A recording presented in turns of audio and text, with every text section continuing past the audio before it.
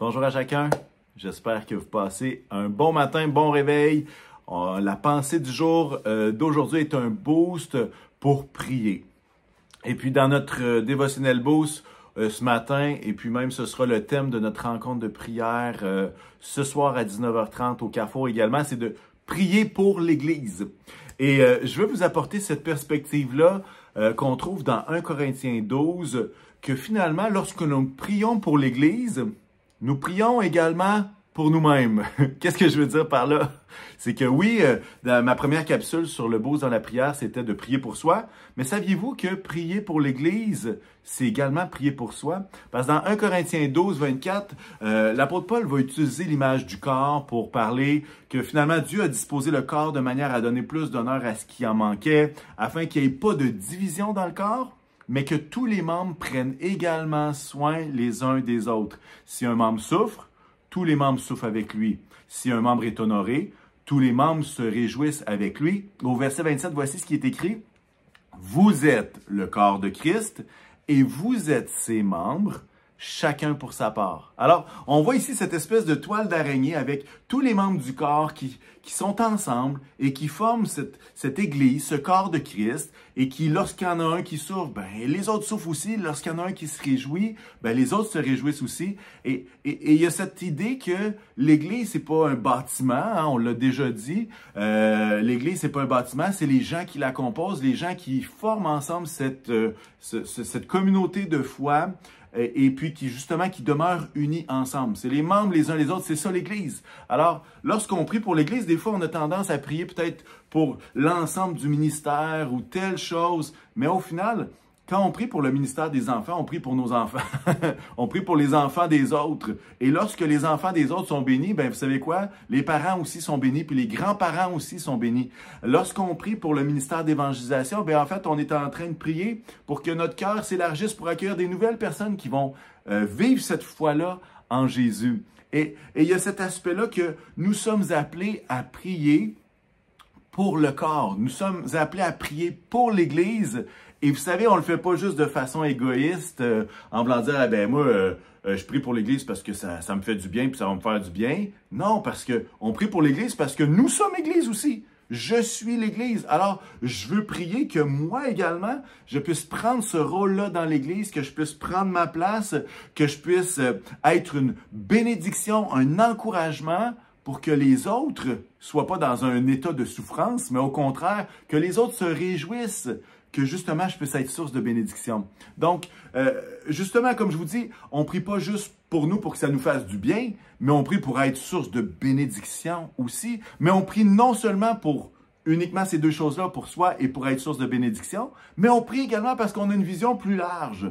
C'est-à-dire que nous croyons que l'Église, que le corps de Christ est appelé justement à briller au-delà des murs de l'Église. Et l'Église est un reflet du cœur de Dieu sur terre, des représentants du cœur de Dieu sur terre. Et en quelque part, notre but en priant pour l'Église, c'est que le royaume de Dieu prenne encore plus de place autour de nous.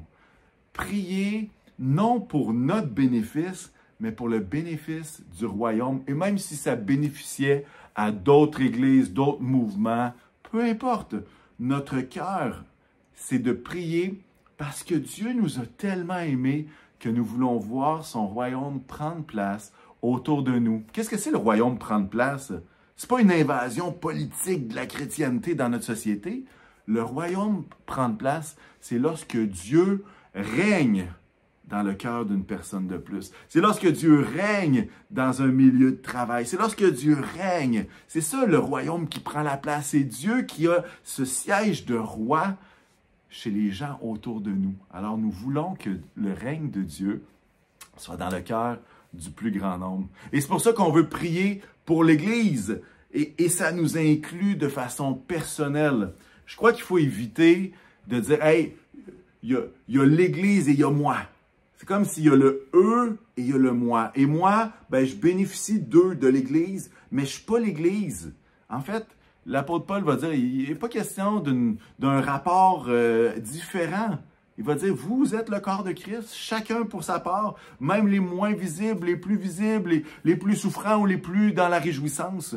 Tous sont le corps. Donc, il n'y a pas de, ça c'est l'Église, puis ça c'est moi. Non, nous formons ensemble cette communauté de foi-là et des membres fragiles fragilisent le corps. Donc, on veut prier pour l'Église. Et dans le livre des Actes, il y a ce verset qui est de toute beauté et qui partage un peu l'idée de l'Église en santé. La première Église, l'Église néo-testamentaire dans le livre des Actes, dans Actes 9, 31, ça va dire la chose suivante, ça va dire « L'Église était en paix dans toute la Judée, la Galilée et la Samarie.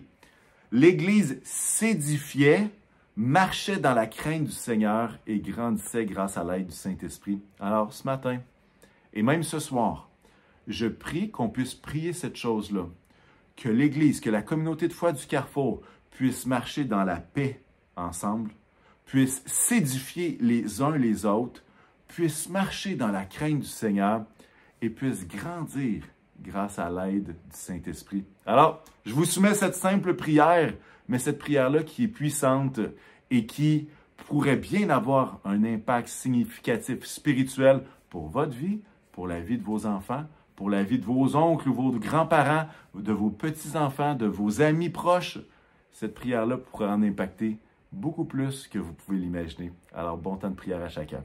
Bonne journée.